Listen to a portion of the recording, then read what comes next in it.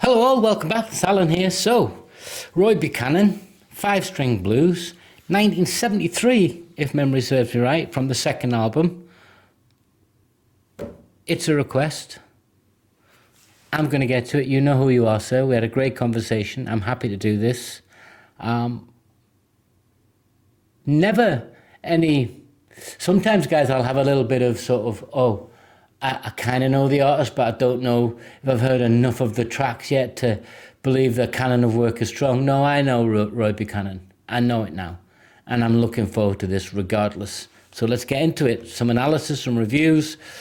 What do I think the psychology is? Because I always say the reason why I don't think I'm a reaction channel as such, because I want to know why a song engages me. Musicality. If there's lyrics, what's the meaning? Why does it touch me? Why does it touch millions of other people? Is there a psychology that I can frame and reference to as to why I think about the song in more detail than just a McDonald's song where I listen to it and throw it away? And maybe I'll remember it, maybe I won't. So let's get into it.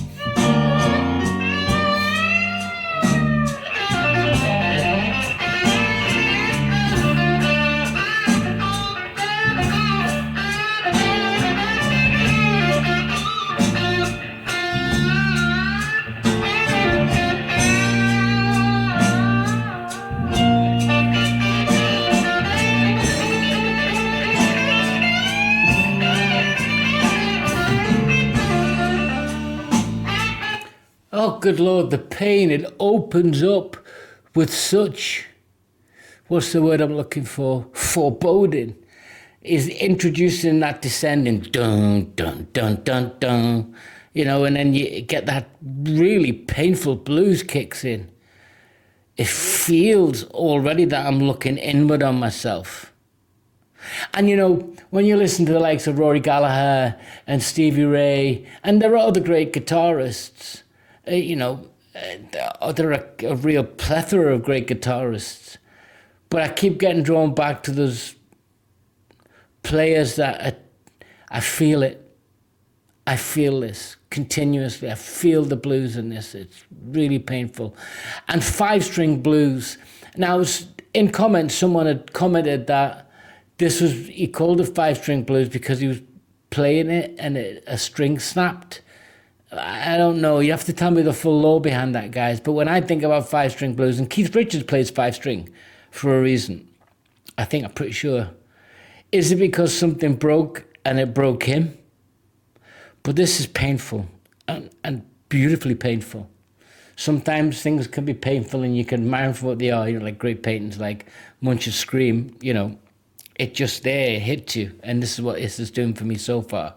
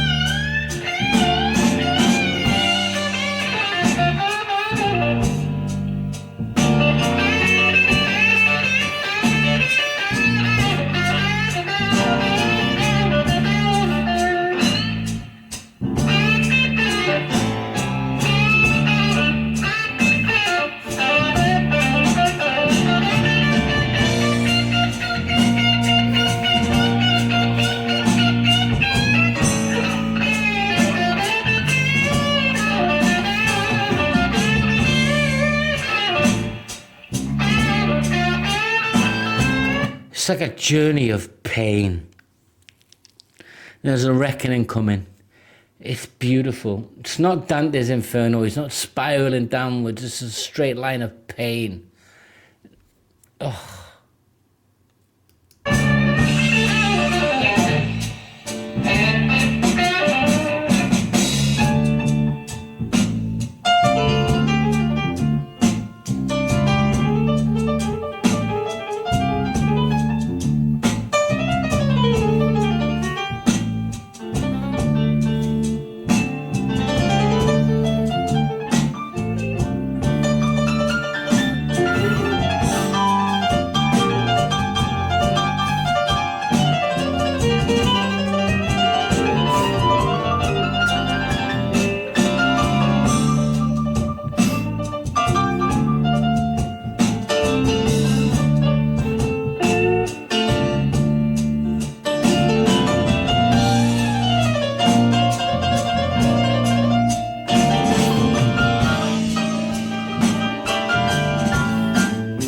A little jazzy.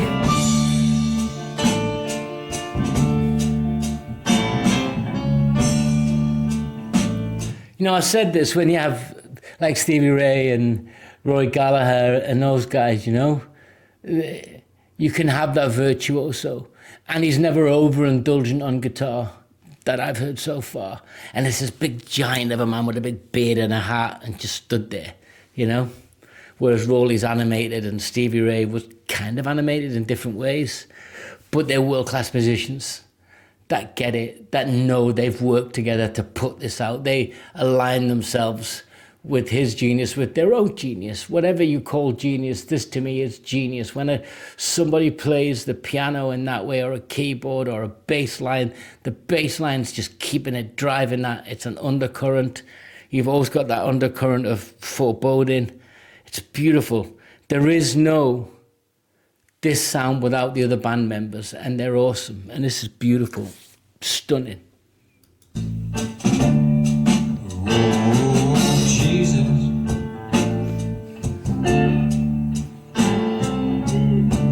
This is my final plea.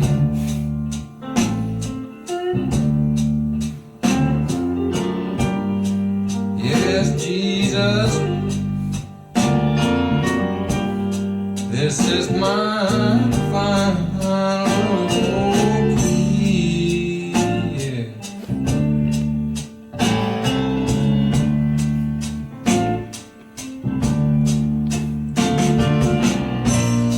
You know I'm still begging you. Don't let the devil get the best of me.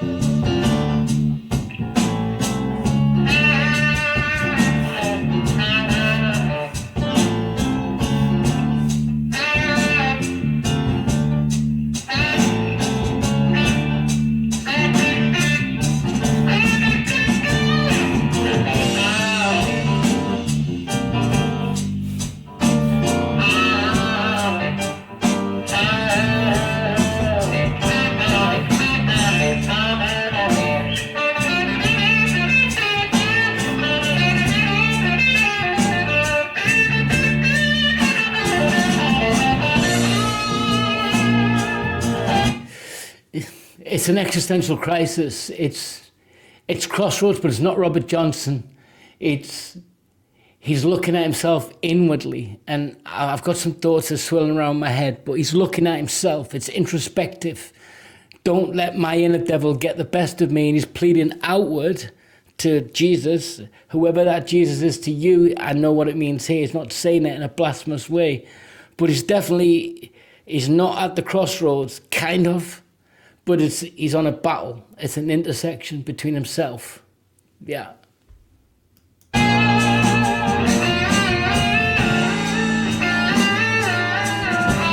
The lyrics were a break. So that verse and that monologue was a break in the never-ending pain of the music. to me. That's what I feel. Guys, you got to let me know in the comments, but that music is painful all the way through. It stops, he extracts the guitar, hits the bass line, and then you hear him make a plea. It's a break from the pain.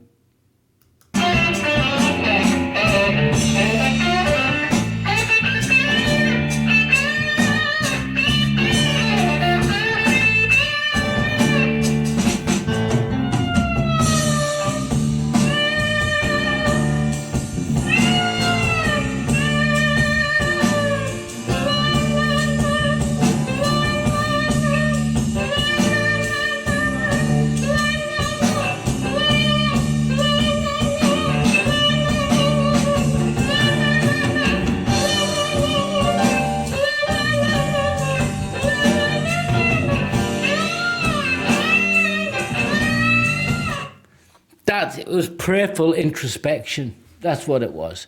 And when you think about Carl Jung with the shadow self, I think he's really openly saying this, you know, I am confronting my internal darkness.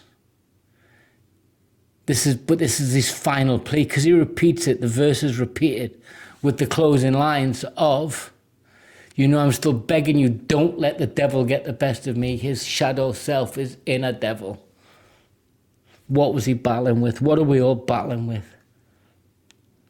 That's why it touches me, because it's an attempt to resolve the inner struggle by an outward leap of faith. And it's expressed in beautiful music.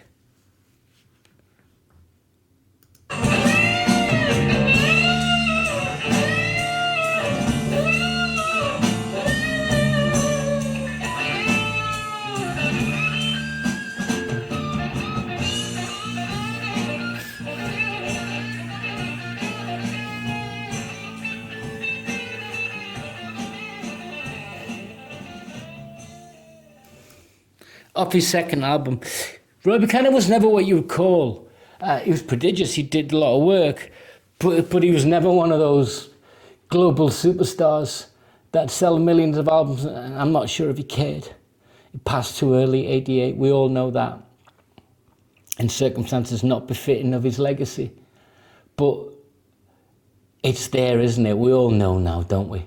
Everyone who's listened to music and who appreciates music beyond the sort of superficial crap we get in the charts nowadays. Not all of it's superficial, but there's too much of it superficial. And there's been superficiality in every decade, but way less in the 60s, 70s and 80s, and even early 90s. Way less superficial ruling of the charts.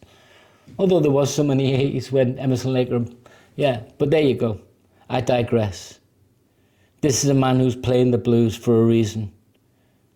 And is this him telling you he's battling inner pain, or is this he sharing with you how it feels to battle inner pain? What the blues means to him in that context. Loved it. Join in, guys. Get in the comments. Subscribe, that'd be helpful. Till next time, this is Alan. Take care.